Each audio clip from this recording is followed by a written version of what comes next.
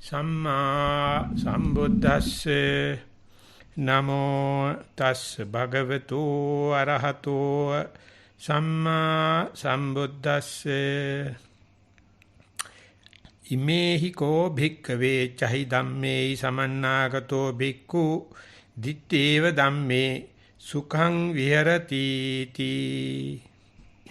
Dear Dhamma friends, in this particular discourse, the Buddha is analyzing the way the people earn their suffering, and if they are skillful, if they are with the theory knowledge and the book knowledge, they can understand and practice another alternative method whereby he can have a pleasure instead of suffering. So here the understanding of the pleasure and the suffering you have to define in number of ways. In the worldly sense, everyone is a pleasure seeker, pleasure principle. And that is why we hate unpleasant part. We hate the suffering part. So the Buddha, knowing everything, he says there are 7 aspects, 7 criterion whereby you can understand what is the way you apply your thoughts, words and the deeds. And if you feel they are more towards the kama vitakka, that means sensuous pleasure, or vyapada vitakka, you have hateful feeling throughout the day, hateful speeches and reactive and hateful kind of activity, and vihinsa vitakka, that means thinking about the hurting others, or I would say exploitation. That kind of thinking, that kind of talk and that kind of deeds, and they are shadows. Kama vitakka, vyapada vitakka, vihinsa vitakka, shadows are kama sanya, vyapada sanya, vihinsa sanya. Yes, you may translate, please. Okay, so že pokračujeme v našej rozprave o sute v utrpení z Anguttara Nikáje, ktorú rozoberáme celý čas. Tá pojednáva teda o utrpení.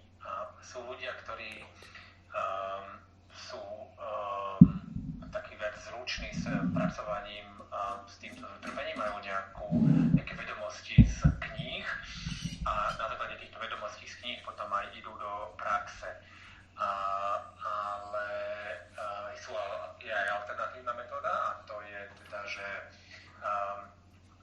pochopíme túto utrpenie, pozorujeme ho už priamo v tej praxi, pozorujeme tie naše príjemné a nepríjemné pocity a pozorujeme tú našu radosť alebo utrpenie. V bežnom živote, v tom rodinnom živote sme všetci v podstate prenasledujeme alebo vyhľadávame tie pôžitky, sme takzvaní pôžitkári a nemáme radi utrpenie. Buddha hovorí, že je 7 aspektov, ktoré nám to môžu pomôcť rozvinúť, a na to, aby sme to vedeli pochopiť, musíme vedieť aplikovať týchto 7 aspektov do nášho života. Aj cez myšlienky, cez pocity a podobne. V Páli sa tieto aspekty nazývajú kama vitaka, vyapada vitaka a vihemsa vitaka.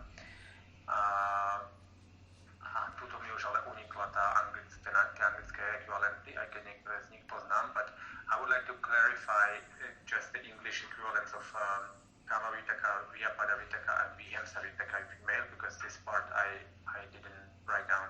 So I am repeating. If I am to read Bhikkhu Bodhi's book, sensual thoughts, the thoughts of ill will and the thoughts of harming, sensual perception, perception of ill will, and the perception of harming, then you are leading a way of life leading to suffering. Takže sú to zmyslové pôžitky, zmyslové myšlienky, zlovôľa a myšlienky na ublíženie niekomu. A to je tá vitaka, a potom je tam tá sania, čiže kama sania, vyapada sania a vihemsa sania. A to sú zase zmyslové vnímanie, také zlovôľové vnímanie a vnímanie toho ubližovania druhým bytostiam. Teda, keď toto aplikujeme v našom živote, tak to vedie k utrpeniu. So the suffering, that the way of life that you are leading to suffering is defined as with distress, with anguish and the fever. That means we can say always heartburn. This is the relationship. This is the deducing way. If you are leading such a life, you will be suffering. That means you are with distress, you are with anguish, and you are with fever. Takže pokiaľ vedieme takýto život, ktorý je takýmto spôsobom ovplyvňovaný, tak to vedie k utrpeniu.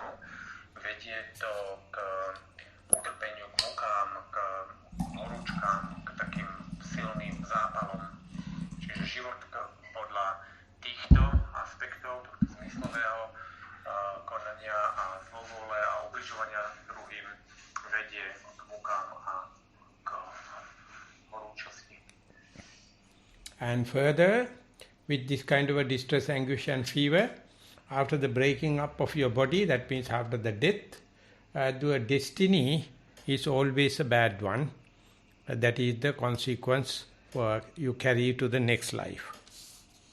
A ešte ďalej, keď takto ľudia žijú, tak netrpia len v tomto živote, ale aj po rozpadnutí tohto tela, čiže po smrti, si tieto skutky prenášajú aj do tých ďalších životov. Čiže aj tá naša destinácia, do ktorej sa znovu zrodíme, môže tým byť ovplyvnená. So many people living in the contemporary time with us sharing this earth will experience the said anguish, the distress and the heartburn or fever. But they never think out of the box.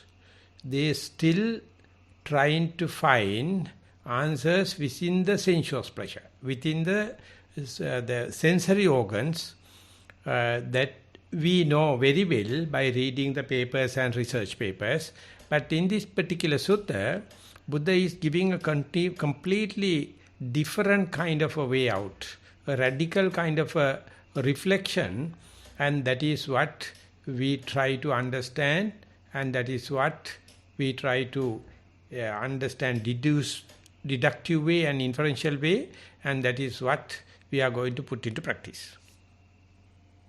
Takže mnoho ľudí pozná zo svojej skúsenosti to, o čom hovoríme, poznáme to utrpenie, poznáme tie zápaly, tie muky, ktorým prechádzame, ale mnoho ľudí sa nesnaží, alebo nedokáže toho vymaniť von, nedokážeme myslieť mimo tohto základného rámca a stále sa snažíme nájsť riešenia vnútri týchto zmyslových spôsobov, lepšie prenasledovanie zmyslových spôsobov, myslenie si toho, že keď sa nám naplnia tie zmyslové spôsoby, tak to úplne vyriešime. My potrebujeme vedieť ale vystúpiť z tohto kruhu, napríklad čítaním a získavaním informácií. Je to jedna z ciest. Táto známe nám ukazuje cestu von a ukazuje nám to radikálnu cestu von, ako sa z toho dá zmeniť. A tým, že dochádza k tomu porozumeniu na tej intelektuálnej úrovni, tak potom možno začať aplikovať aj meditáciu. Čiže z toho intelektuálneho čítania to aplikujeme na praktikovanie. So whether we are living in the eastern part of the Asia or western part of the Asia, this said distress and the anguish and the fever is the same. Therefore the sutta This particular Dukkha Sutta is starting with this common factor whereby people misunderstand and leading to suffering. The latter part of the Sutta, as I mentioned on the first day, is giving the Buddhist way of answering this question. The radical way of answering this question, we are going to proceed along that now. Či už žijeme na východe alebo na západe, alebo dokonca na východe Ázie a na západe Ázie, tak všetci sa stretávame s utrpením a s tým nekúdom a s týmito nepríjemnosťami života. A to je to, o čom hovorí tá prvá časť tejto Dukkha Sutty, o tých bežných faktoroch, s ktorými sa stretávame a ktoré veľakrát nechápeme správne. A v tej druhej časti tejto Sutty sú práve odpovede na to, ako z tohto utrpenia výjsť von. A to je to, čomu sa budeme teraz zaoberať. So for the last 3 days, we try to compare with the sensual perception or sensual thoughts versus the thought of renunciation. Thought of renunciation is the answer the Buddha gave in this particular discourse. Takže posledné 3 dní sme sa zaoberali tým, ako zmyslové vnímanie a zmyslové myšlienky nás ovplyvňujú v porovnaní s tou myšlienkou na vzdávanie sa, s tou myšlienkou na odchádzanie. A to je akoby recept, ktorý nám ponúka Buddha v tejto konkrétnej súte. So sensual perception is something you get attached into, just like gravity. Instead, the Buddha is asking us to think about a second thought about thought of renunciation, that is detachment, that is renouncing. So that we discussed for the last 3 days. Zmyslové vnímanie a zmyslové pôžitky majú veľkú príťažlivosť, je to skoro ako príťažlivosť Zeme. A Buddha naopak nám hovorí, aby sme sa zamerali na tie myšlienky, na vzdanie sa, na tie myšlienky, na odpútanie sa. A to je to, o čom sme sa doteraz bavili. So whenever you are successful in giving up or renouncing with the sensual thoughts, your sensual perception also will be slowly fading away. Instead, you may experience the perception of renunciation that one has to understand within oneself, within myself. Earlier I had so much of perception with attachment. Now slowly they are waning off.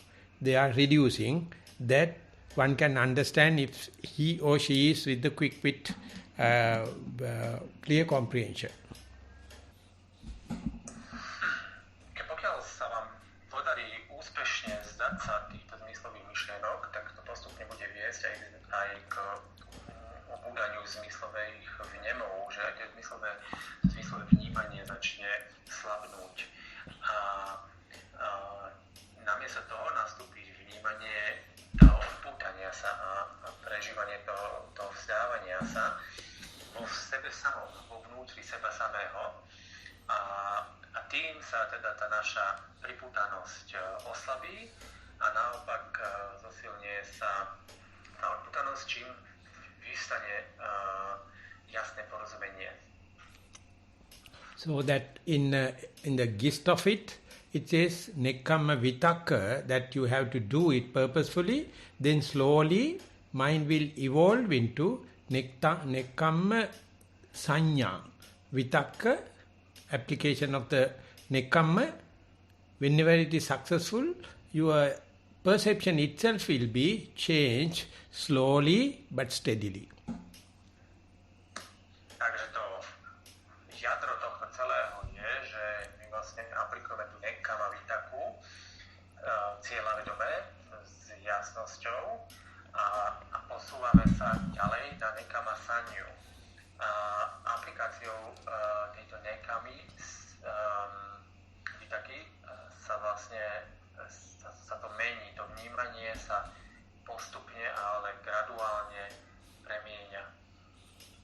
So this is what happened at the mental level, and as you develop nekkhamma sanya, your verbally or words and your talking also will slowly express it, and your deeds also will be slowly leading towards renunciation.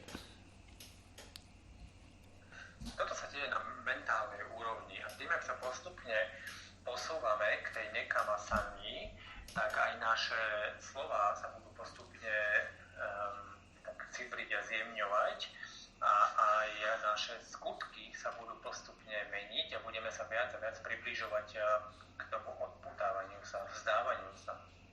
So they are not happening overnight. They are not happening by just listening to one Dhamma talk. They are gradual process. So with the same background, today now we are going to talk about Vihinsa Vyapada Vitakka and Avyapada Vitakka. Takže to sa ale neudeje cez noc. K tomuto nedojde len tak počúvaním jedného damatovku. Je to postupný proces a postupná zmena. A v takomto podobnom duchu sa dnes budeme baviť o Vyapada Vitake. So here the Vyapada means the hateful, the reaction. Don't accept as it is. So whenever there is a kama vitakka, when there is a desire, when there is a liking, when there is a pleasant, of course there is a shadow, dislike, unpleasant, and reaction. So these two are together so closely, so interacting each other, they are really misleading your mind.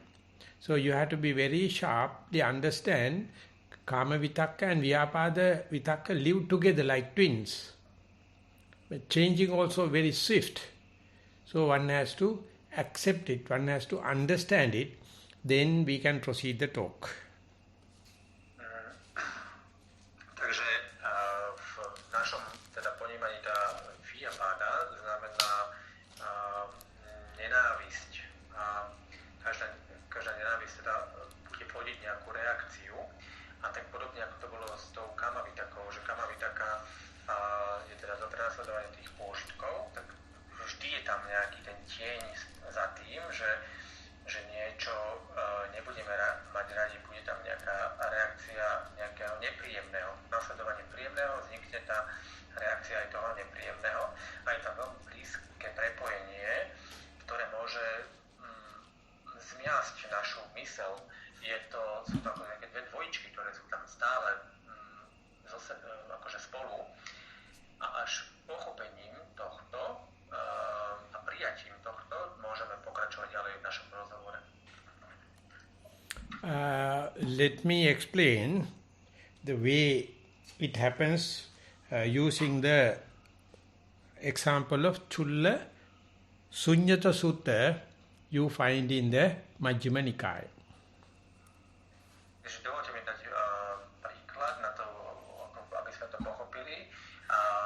Mám ďalšiu sutu z Majjhima Nikaye, Sulyata Sutta. Chulla Sunyata Sutta. And Chula Sunyata, yes.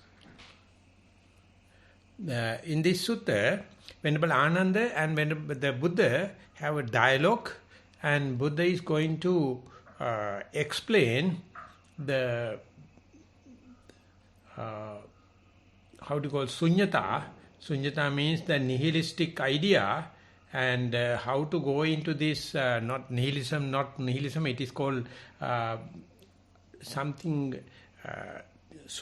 leave it as a sunya, I will explain it. Sunyata, it is the term we have to sort it out. Imagine you renounced and come to a monastery. Imagine you come leave the household and come to the retreat atmosphere. That is the first example Buddha is giving. Takže v tejto súte sa rozpráva Ananda s Budhou, vedú dialog a Buddha mu vysvetľuje ten pojem sunyata. Je to taký nihilistická idea, a ešte sa k tomu vrátime, ešte si toto slovo lepšie vysvetlíme, ale teda na začiatok si skúste predstaviť, že sa teda vzdáte toho rodinného života a idete do kláštora, alebo idete na zásed. Then the Buddha says, as far as you have renounced the household life and you are dwelling in a retreat atmosphere, or for the example you can say in a monastery, then you are free of household thinking. Thinking about the children, thinking about their property, thinking about your horse, cows and animals and fixed assets and the movable assets. But your thinking pattern is limited to the retreat atmosphere, limited to the monastic atmosphere. Therefore, you are free of distress and the stress towards the household attachment. Takže pokiaľ ste teda v kláštore alebo na nejakom zásede, tak sa oslobodzujete od toho rodinného zmýšľania, myslenie na deti, myslenie na ženu, myslenie na domáce zvieratá alebo na nejaké majetky, ktoré máte, či už hnutelné alebo nehnuteľné. A ten taký vzorec vášho myslenia sa mení a je ovplyvnený tou atmosférou toho centra. So imagine now you renounced and came to the retreat, came to the monastery, and you find the monastery is not comfortable, not enough facilities, not enough amenities. There you develop kind of a reaction, kind of a thinking pattern. Even though I come to the retreat, I selected it, but things are not in exactly the perfect way. Therefore, you develop kind of a irritation, kind of a resistance, kind of a reaction to the monastic atmosphere. So, under such circumstances, you don't understand the value of renunciation, because even though monastery is meant for your religious life, you may develop some kind of a vacuum, one kind of a lacunae, some kind of a lacking thing. So therefore there can be some ill will towards the monastic atmosphere. Takže môže sa stať, že prídete do takéhoto centra a nebude až také pohodlné, nebude mať všetky také nejaké výdobytky toho vášho bežného domova, kde ste bývali. Tak môžete si, môže sa u vás vyvinúť takýto vzorec myslenia, že to proste tu nie je dobré a nie je to tu dokonalé a môžete dokonca byť aj nejakým spôsobom rezistentný voči tej atmosfére toho centra. Takže a tým pádom nepochopíte tú atmosféru, nepochopíte to, čo vám, to vzdanie sa toho bežného života dalo. Začnete hľadať, čo vám chýba a čo vám vadí a až si teda môžete vytvoriť takú nejakú zlú vôľu, zlú predstavu voči tej atmosfére v danom centre. So at the household level, at the unrenounced level, sure you have the distress, anguish and the fever. Fever, that means a heartburn. And when you even come to the meditation center, you have some kind of a reaction, some kind of a resistance. So the Buddha says the amount of stress, amount of the fever you have at the house is much, much, much bigger than the present experiencing resistance in the monastic atmosphere. V tom rodinnom živote tam je tá úroveň taká jasná, tam je ten kľúd a tie múky a tie západy a vôle, ku ktorým dochádza. A keď teda prídete do toho centra a tam môžete opäť zažívať tú reakciu a ten odpor k tomu. And the second part after the resistance I didn't understand well. So even at the household also you have the distress, household also have your suffering, but even the monastic level also you have the suffering. But the monastic level of suffering is less than household suffering. Takže môže teda dochádzať k tomuto utrpeniu aj v tom centre a v tom kláštore, ale táto úroveň toho utrpenia bude menšia, bude nižšia. So according to the Buddhist words, because the technical word, now you are free of suffering relatively from the household to the monastic. Therefore, you have already cut off certain amount of suffering that if you do not know, that if you do not understand, you will complain and complain and complain about the monastic suffering. That means you are not well learned, not well geared your meditation, because you expect 100% lack of suffering just by coming to the monastery. Takže z buddhistického pohľadu ste vlastne znížili tú úroveň utrpenia z toho svetského na to monastické a jednoducho toho utrpenia menej. Ale pokiaľ si to nevšimnete, pokiaľ si to neuvedomíte, tak budete sa stále naďalej sťažovať a budete stále vidieť len to utrpenie. Ale tu je dôležité a pekné si uvedomiť ten rozdiel, to, že je toho utrpenia menej. So that lack of suffering, the do away with suffering is not 100%. Relatively, now you have a lesser amount of suffering. That is the most important part in understanding this Chula Sunyata Sutta. Toto zníženie toho utrpenia, alebo aj nedostatok utrpenia je základná cesta, ako pochopiť túto Sunyata Sutta. Imagine now, thinking that you understood it, imagine at the meditation center atmosphere and the retreat atmosphere, now you sit and limit your thinking or vitakka vichara only to your body. So whenever your mind is with your kayanupassana, with your body, you have done away with the household suffering, you have done away with the monastic suffering also. Takže predstavte si teda, že ste to pochopili a ste niekde na zásede a cítite tam tú atmosféru toho kláštora a vaše myslenie sa naozaj akože zúži a je tam dochádza k tej vitaka vičare, že sa zameriate len na to telo a pozorujete len to telo, čiže tu kaya nupassanu. So when that happens, imagine that you can keep your mind within the body, and theoretically the Buddha says you have done away with the household suffering, you have done away with the suffering pertaining to the monastery or retreat, but body is suffering. Present moment is suffering due to longer sitting, due to longer walking. That suffering, people complain, they don't understand. Due to this little suffering, you have done away so much of suffering. That is because due to the lack of theory understanding, due to lack of inferential knowledge. A teda tým, že teda to dôjde, že vy prídete na ten zásad, tak sa si môžete úplne zdať toho rodinného utrpenia a môže úplne až zaniknúť. Ale teda dochádza k utrpeniu na tej úrovni tela, že z toho sedenia, z toho chodenia tam dochádza k utrpeniu, dochádza tam rôznym bolestiam. A ľudia sa na to stále sťažujú.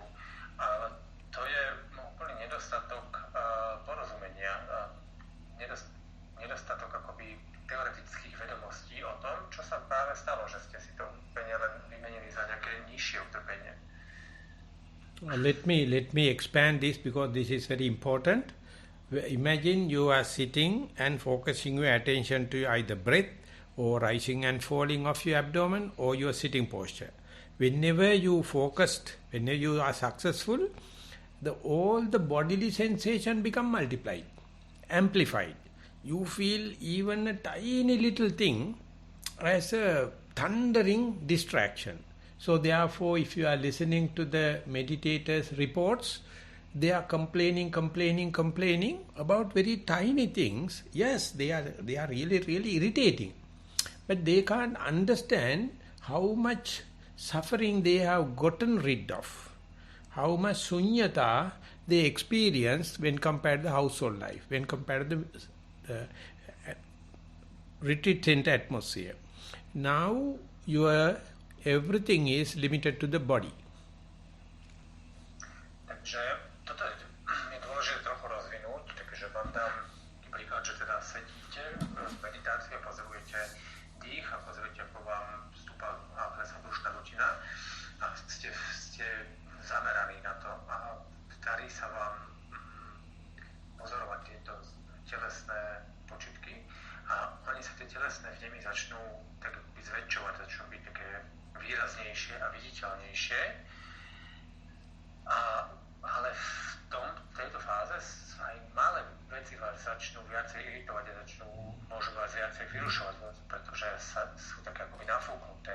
A napríklad na meditačnom interviu sa môže stať, že sa tam niekto sťažuje na nejakú drobnosť, nejakú maličkosť, čo teda môže naozaj tak byť, ale je to veľakrát o tom, že nechápeme,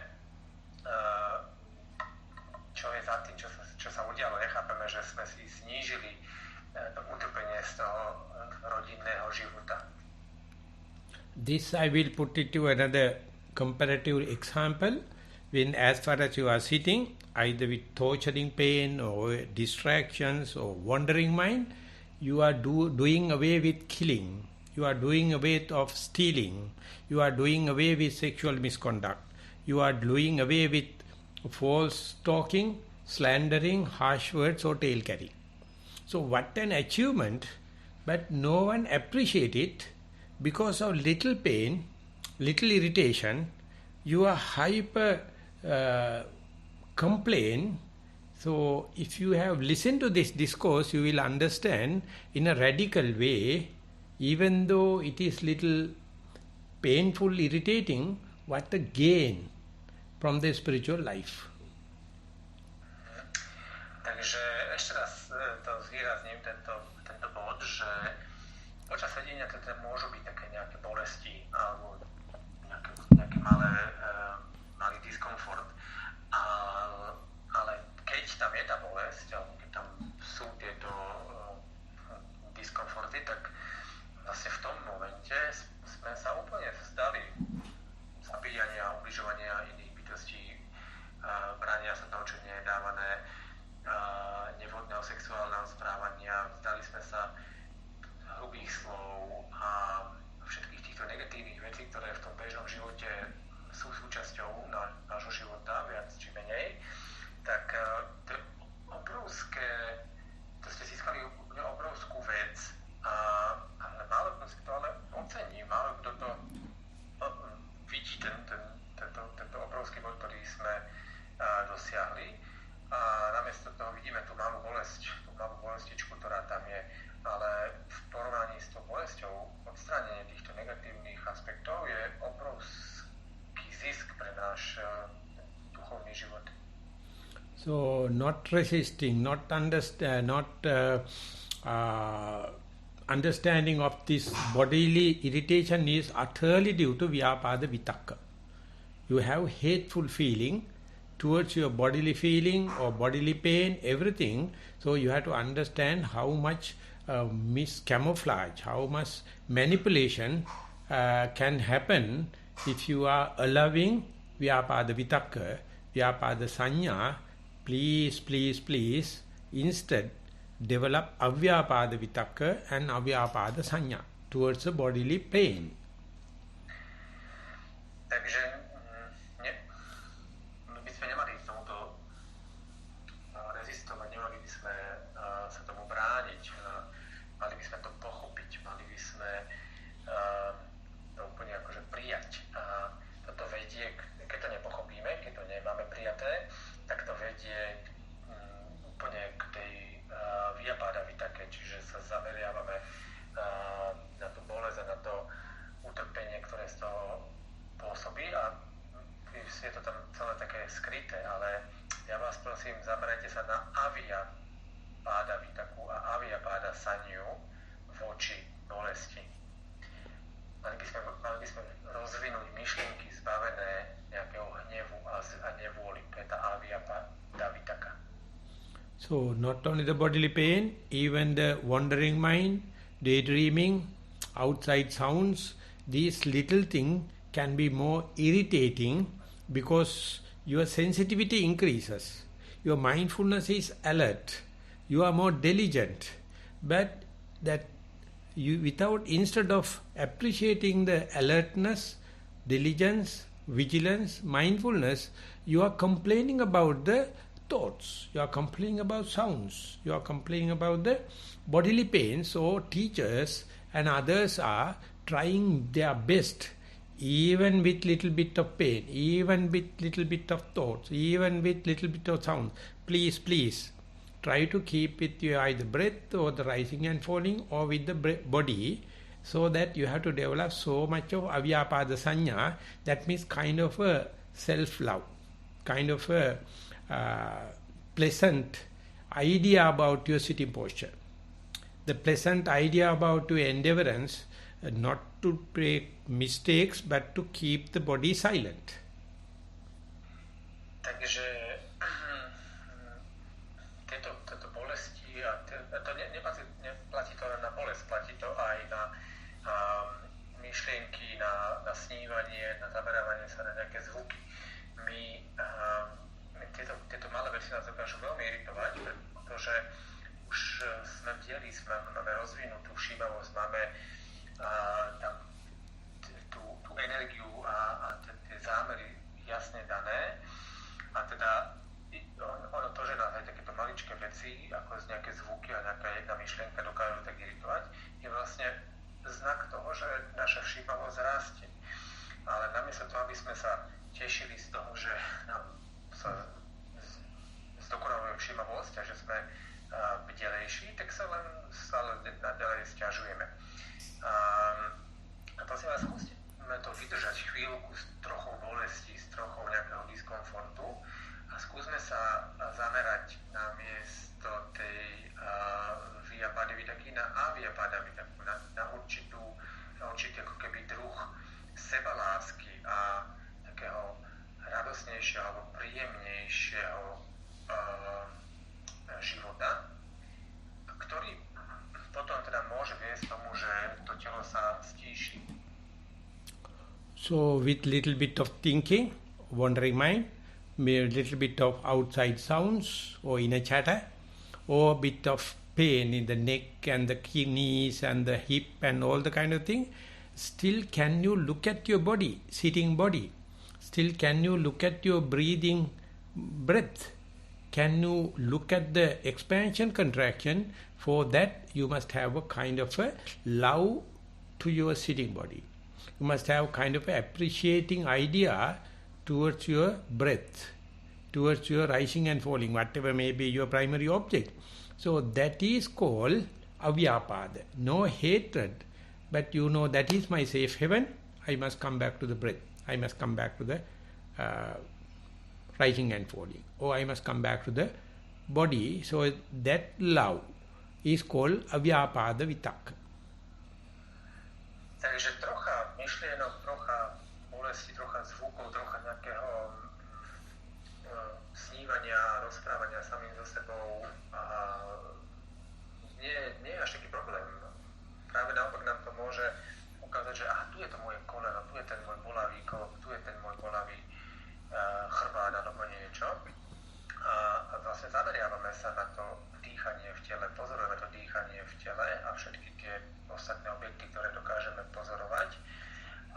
Ale je to tam rozvinúť takú sebalásku, taký pocit ocenenia samého seba. A to je tá avyapada, to je to nehnevanie sa, to je to, že nemáme ten odpor voči tomu, že sme zbavení toho hnevu. A týmto spôsobom si vytvoríme taký bezpečný prístav vo svojom vlastnom tele, že sa budeme radi vrácať naspäť do toho tela, lebo to bude bezpečné miesto.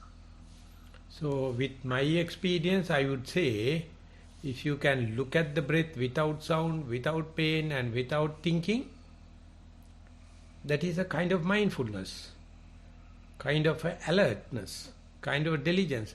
Imagine whenever a thought happens instead, whenever pain happens instead, whenever sound happens instead, your alertness, your diligence is multiplied by 2-3 times. So hardly someone understand how to keep the attention with the breath amidst of pain, amidst of thought, amidst of sound. That is the point you have to make up your mind before you go into the sitting posture. Exactly same in walking posture also.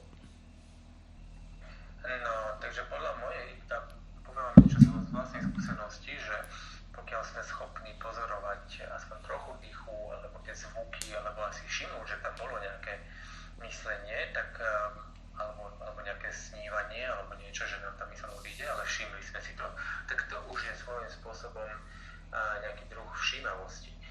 A tam, kde je bolesť, tam, kde sú zvuky, tam, kde sú všetky tieto rôzne vnemy, tak tam je aj nejaký druh takej bdelosti, takého zobudenia sa. A keď sa nám to podarí rozvinúť, alebo keď to zameníme za to jasné pozorovanie, tak to bude akoby ešte zväčšené 3-krát. Ale ako si udržať všímavosť počas všetkých týchto, nazvime ich možno vyrušenia, alebo takých rôznych vnemov, tak na to treba mať teda už jasne rozpracovanú tú meditáciu a mať taký správny zámer, že budem chodiť a budem sedieť a budem sa teda budem vyvíjať nejaké úsilie. So therefore specifically make a light power again. Therefore specifically you have to say specifically you have to say in vipassana way of instructions, even amidst of little bit of sounds and the pain and thoughts, you are asking not to worry about that, but to see through it, look through it. But samatha method may be difference. That is the difference in the instructions in samatha and vipassana. Takže tuto špeciálne treba zdôrazniť, že vo vipassane je tá inštrukcia trochu iná, že tie myšlienky a tie zvuky a to snívanie treba akoby vidieť za to, alebo cez to. Netreba ich úplne potláčať a odstraňovať a mať k nim nejaký odpor. Treba ich vedieť prijať a vidieť za ne, že čo tam bude následovať, alebo čo na základe nich sa nám ďalej deje. To je trochu iná inštrukcia ako v samatových meditáciách. So the day you can explain, while listening a sound, still I can see the breath. While entertaining some kind of thoughts and thinking and daydreaming, still I can see the breath. With some pains, I can see the breath. There is a big difference in your attitude as well as writing capacity as well as your communication capacity. Takže pokiaľ počas nejakých zvukov vonkajších viete stále zachytiť aj dých, alebo počas myšlienok viete stále zachytiť svoj dých, alebo počas bolesti viete stále zachytiť svoj dých, tak to je už veľký rozdiel a už ide len o to, akým spôsobom to viete odkomunikovať, či už s učiteľom alebo sami so sebou. A ide len o ten spôsob komunikácie alebo slov, ktoré na to nájdete. So let us see the big picture. Earlier we had world full of suffering, household full of suffering, and then we reduce it with the monastic level of suffering by renouncing.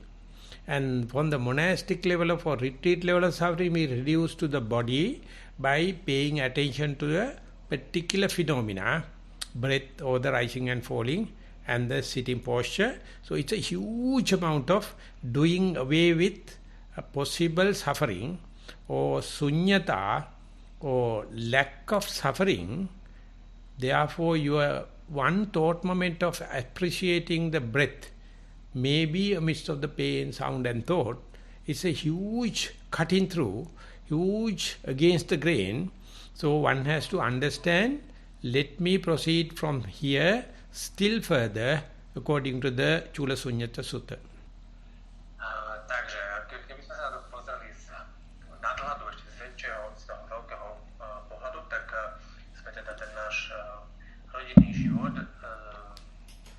plný utrpenia zamenili za život na zásede alebo v kláštore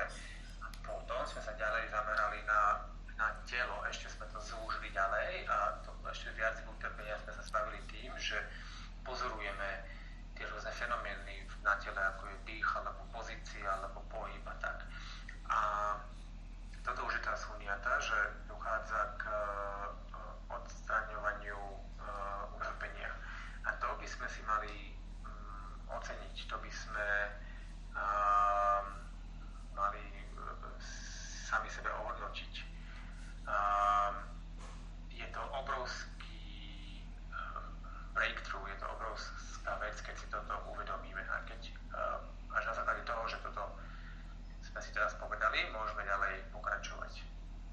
So 10 minutes more, I have to go still deeper, therefore pay full attention. Now, yes, translate will you. Čiže máme ešte 10 minút, takže pôjdeme ešte hlbšie, takže dávajte poriadne pozor. Now imagine in a sitting, you are only looking at the air element, that is the breath, not the earth element, not the fire element, not the water element. You are now reducing to the just in-breath and out-breath. That means your suffering is now reduced to not the whole, the four elements, but you try to focus to the breath, air element. Takže pri tom sete sa sústredíme na ten dých. To vlastne pozorujeme len jeden element. Pozorujeme len element vetra. Nepozorujeme element zeme, nepozorujeme element ohňa, nepozorujeme element vody. Ale pri tom našom pozorovaní výdychu a nádychu sme toto všetky tieto 4 elementy redukovali len na jeden element. Let me just explain the walking. There the earth element is more prominent. The roughness of the soil or the earth is touched by your soul. So there you experience or you highlight, you specialized on the earth element. Don't worry about the air element, don't worry about the earth, heat element, don't worry about the liquidity. You can understand sitting and walking. You are specializing two kinds of elements. Takže pri chôdzi sa zase zameriavame viacej na ten element zeme. Ten element zeme je tam taký viditeľnejší. Tá hrubosť a tá taká drsnosť tej pôdy a toho dotyku s podložkou. A tak explicitne akože zvýrazňujeme tento jeden element a nestaráme sa až tak veľa o tie ostatné elementy. A týmto spôsobom sa my tak špecifikujeme a tak v rámci toho sedu a chôdze sa zvýrazňujú tieto dva elementy. So whenever you know my noting mind is focused to the in-breath and the out-breath, and you very knows this is the air element and this is not earth element, not the fire element, not the water element. This is not the whole body suffering. This is not the whole monastic suffering. This is not the whole world distress and fever and the anguish. Your suffering is limited to just in-breath and out-breath. Takže keď pozorujete dých a viete o tom, že tam je tá pozorovacia myseľ a vidíte ten výdych a nádych vo vašom nose, tak viete, že to nie je element zeme alebo element vetra alebo element ohňa. Viete, že to nie je utrpenie pochádzajúce z rodinného života. Viete, že to ani nie je utrpenie z monastického života. Viete, že to je maximálne tak možno utrpenie pochádzajúce len z toho nádychu alebo výdychu. I will put the same thing in a different example. As far as the body is concerned, you can pay the attention to the whole body, but while you are sitting, if you are focusing into the breath, your attention is naturally come to the upper part of the body. Lower part is fixed. And out of the upper part also, whenever you focus to the breath, either end of the nostril or your upper part of the lip is the only attention, slowly your body is disappearing. Your attention is letting the body to disappear, but you are so adverted, so avenued, so focused into the breath, you are just plunging into, you are just penetrating into maybe 1 split second, but it is a great achievement. Taký iný príklad, možno viac z tela, že pokiaľ sedíte, tak môžete pozorovať aj celé telo, ale veľakrát sa teda sústredíme na ten dých a pri pozorovanie dýchu sa viac sústredíte na hornú časť tela. A tá spodná je menej viditeľná, menej ju prežívame. A sa teda môže stať, že dokonca úplne zanikne to telo, že sa začne strácať, pretože sme tak s tým dýchom, že pozrieme len dých a to telo úplne mizne. A tam sa vám môže podariť úplne sa vnoriť do toho dýchu a byť len tým dýchom. A môže to byť len úplne zlomok sekundy, ale toto sú veľmi dôležité momenty. So the Buddha is using a very specific words. It appear like brainwashing, appear like twisting your mind, but listen carefully. Whenever you are try to keep the track with beginning to the middle to the end of the in-breath, and the beginning from beginning to the middle of the end of the breath, there's a huge kind of a burning of energy. You have to have a so sharp like tightrope walking, as if you are walking on a cutting edge of a knife like. When it is happening, there is a kind of uncomfortability. There's a kind of unsuccessful idea. But the Buddha says this uncomfortability and unsuccessful idea don't entertain. Consider this is a pleasure. This is a gladness. This is a sign of mindfulness and clear comprehension. This is the happiness. This is the comfort in the meditation. You just do this tightrope walking or walking along the cutting edge, because you understand, otherwise your mind will roaming around the world and collecting all the reason to be suffering. Buddha na to používa špeciálne slová, ktoré teda môžu vyznieť až ako také vymenovanie mozgov, ale pozorne počúvajte. Kedykoľvek sa vám podarí držať krok s dýchom a vidíte presne, kedy začína, kedy pokračuje a kedy končí, tak a zameriavate sa stále na presne ten dých, že stále vidíte ten začiatok a nejaké trvanie a nejaký koniec, tak sa postupne začne narastať vaša energia, začne stúpať vaše pozorovanie a začne to byť akože vyslovene taký nával energii, tak vtedy vlastne už sa pohybujete po hrane noža a môže tam dojsť k rôznym nejakým javom, ktoré sa vám nebudú páčiť, s ktorými nebudete spokojní a čo vám nebude vyhovovať, ale tomuto jednoducho nedávajte nejakú váhu, neprikláňajte sa na to.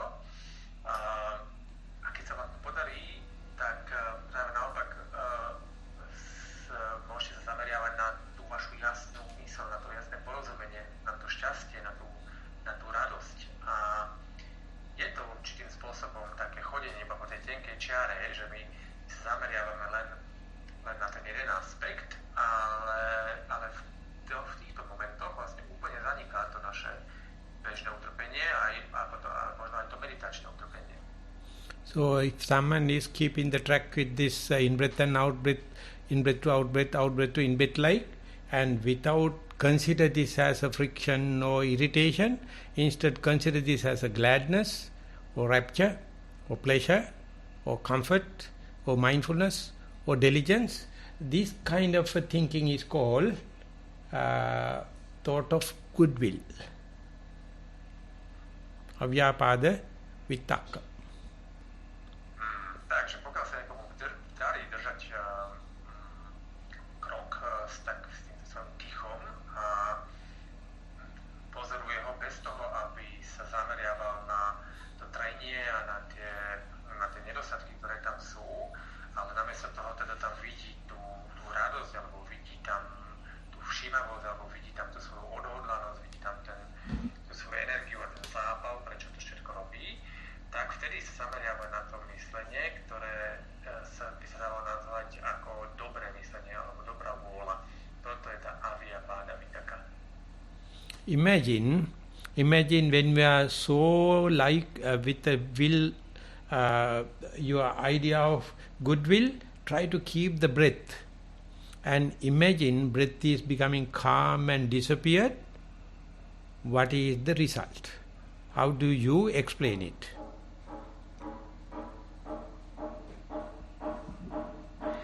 Predstavte si, si, že máte takýto dých, že máte, že sa vám darí držať s tým dýchom a máte tam aj to myslenie s tou dobrou vôľou a váš dých sa uvoľní, až nakoniec sa úplne stratí. Čoho je to výsledkom? Alebo čo z toho môže prameniť? So with that vacuum, I am going to stop the talk today. We'll continue tomorrow with little bit of experience of what we have discussed today. Thank you very much for listening. Takže týmto by som ukončil dnešný Dhamma Talk a budeme pokračovať zajtra. A zajtra budeme hovoriť ešte viac o experimentálnych zážitkoch. Takže ďakujem vám veľmi pekne za počúvanie. Sadhu, sadhu, sadhu, sadhu. Thank you very much, Bante, for a very nice talk. It was a pleasure for me to... Thank you very much for your translation. I hope I have not put you into trouble. It's on the cutting edge, I have to say, but I hope I managed to translate it well. I felt it. Thank you. Thank you, Bante. Bye-bye. Bye.